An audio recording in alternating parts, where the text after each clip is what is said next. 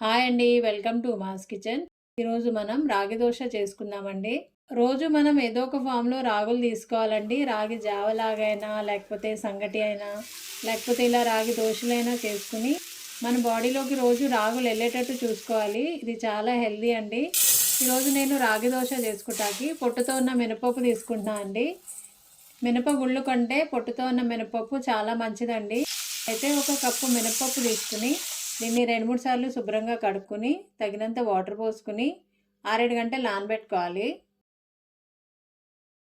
అలాగే ఇంకొక గిన్నెలో 2 కప్పుల రాగులు, ఇంకా ఒక స్పూన్ మెంతులు వేసుకుని వీటిని కూడా 2-3 సార్లు శుభ్రంగా కడుక్కొని తగినంత వాటర్ పోసుకుని నానబెట్టుకోవాలి.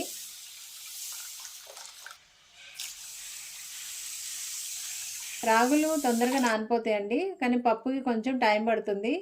ఈ రెండింటిని 6-7 గంటలు నానబెట్టుకోవాలండి. చూడండి, పప్పు నానిపోయింది.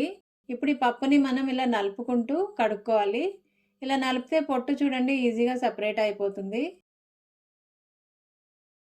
కానీ నేను మొత్తం పొట్టు తీయట్లేదండి, కొంచెం పొట్టు ఉంచేసి అలాగే గ్రైండ్ చేసుకుంటా.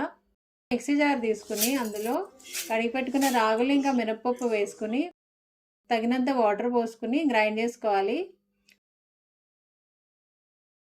చూడండి, ఇలా మెత్తగా గ్రైండ్ చేసుకుని మూత పెట్టుకుని పక్కన పెట్టుకోవాలి.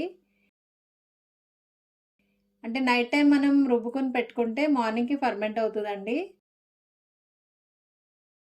తర్వాత అందులో రుచికి తగినంత సాల్ట్ వేసుకుని మొత్తం ఒకసారి కలుపుకోవాలి. అవసరమైతే కొంచెం వాటర్ యాడ్ చేసుకోవచ్చండి. కన్సిస్టెన్సీ చూసుకుని బ్యాటర్ గట్టిగా ఉంటే అవసరమైతే కొంచెం వాటర్ కలుపుకోవచ్చు. తర్వాత స్టవ్ వెలిగించుకుని స్టవ్ మీద ఒక పానం పెట్టుకుని ఫస్ట్ ఆయిల్ అప్లై చేసుకుని తర్వాత దోశ వేసుకోండి.